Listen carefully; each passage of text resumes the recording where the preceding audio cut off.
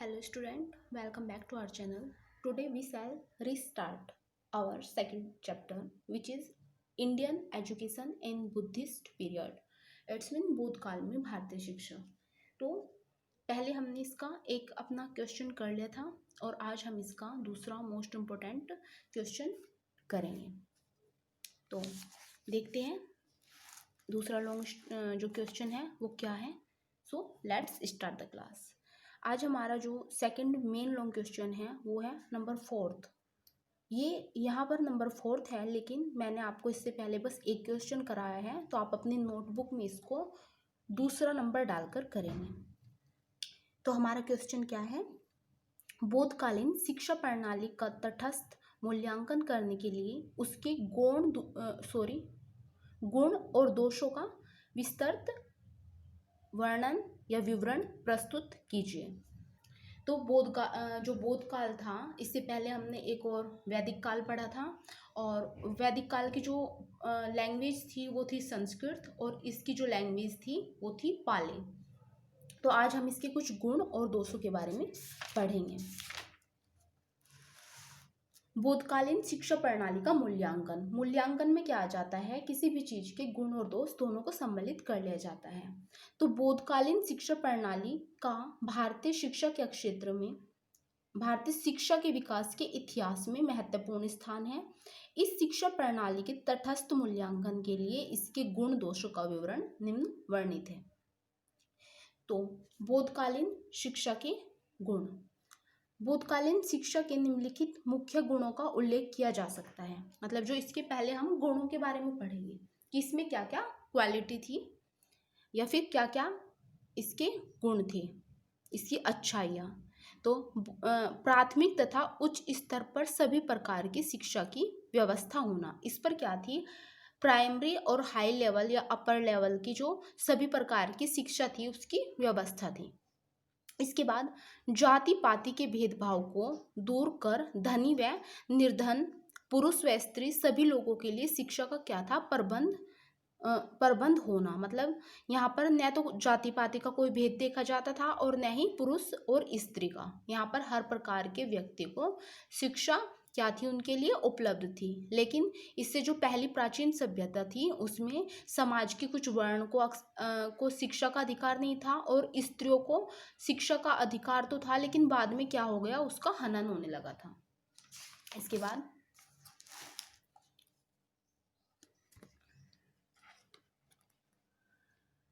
विभिन्न प्रकार के विद्यालयों, विश्वविद्यालयों तथा शिक्षा केंद्रों की स्थापना.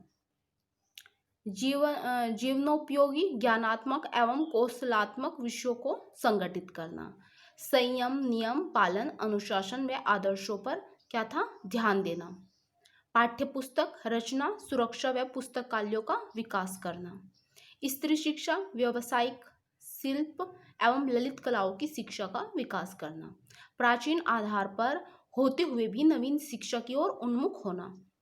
सामाजिक व सामुदायिक जीवन की प्रगति पर बल देना. राष्ट्रीय और अंतर्राष्ट्रीय भावना से छात्रों का नैतिक, धार्मिक, ज्ञानात्मक, आर्थिक व राजनीतिक विकास करना. तो ये सारी चीज़ें जो है मैंने आपको इसलिए जल्दी में बताया क्योंकि ये हमने इनकी विशेषताओं में भी इससे पहले क्वेश्चन में पढ़ लिया था. जो हमने नहीं पढ़ा था वो क्या था, इसके दोष. तो हम इनको ध्यान से पढ़ेंगे. इसके निम्नलिखित दोष भी थे, जैसे कि धार्मिक ज्ञान पर भी विशेष तथा अधिक बल देना. यहाँ पर क्या था, जो धार्मिक ज्ञान था, मतलब क्या था, यहाँ के जो लोग थे बौद्ध काल के, उनका शिक्षा के बाद मुख्य उद्देश्य क्या रहता था, उनका होता था निर्वाण की प्राप्ति. निर्वाण मतलब जैसे बोलते हैं ना, आत्मा का परमात्मा से मिलना या फिर मोक्ष. तो धार्मिक ज्ञान पर यहाँ पर अधिक बल दिया गया था. यहाँ का जो मेन उद्देश्य था वो था निर्वाण की प्राप्ति. इसके बाद तकनीकी कौशल के विषयों की शिक्षा को समुचित महत्व न देना. जो टेक्निकल जो स्किल्स थी, उनके जो सब्जेक्ट थे उन पर अधिक महत्व नहीं दिया गया. सैनिक तथा शारीरिक शिक्षा का अभाव. सैनिक मतलब जो उस टाइम पर क्या होते थे जरूरी, सैन्य शिक्षा और शारीरिक शिक्षा मतलब फिजिकल एजुकेशन. तो इन चीज़ों का क्या था, अभाव था.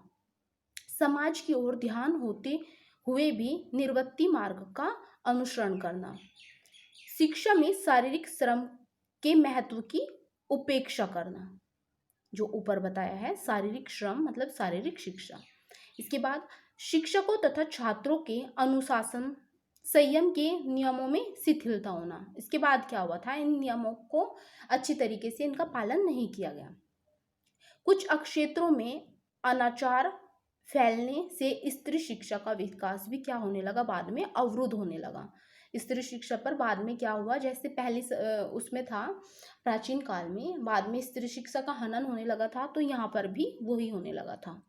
लोकतंत्र के नाम पर स्वेच्छाचारिता का प्रवेश और विकास होना, इसमें लोकतंत्र को भी बढ़ावा दिया गया था ना। मठ में एक सबसे कुशल व्यक्ति को सिलेक्ट कर लिया जाता था और फिर उसी के आधार पर बाकी सभी बच्चे कार्य क्या करते थे, तो वो क्या था, उनका लोकतंत्र था। तो इसके नाम पर क्या होने लगा, लोग अपनी मनमानी करने लगे, जिसको मुखिया बना दिया जाता था वो अपनी मनमानी करने लगा था। इसके बाद जनसाधारण का दृष्टिकोण संकुचित और दूषित हो जाना, जो जनसाधारण था, वहाँ की जो जनता थी, उनका जो दृष्टिकोण था, सोचने समझने की जो क्षमता थी, वो बहुत ही छोटी और बहुत ही दूषित हो गई थी बाद में जाकर।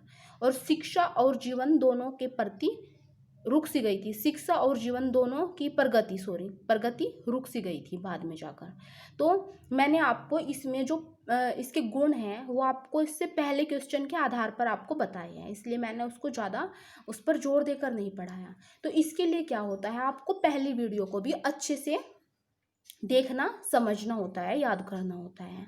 हमारा उद्देश्य यही होता है आपको 1 बाय 1 आपको क्वेश्चन कराने का, कि आप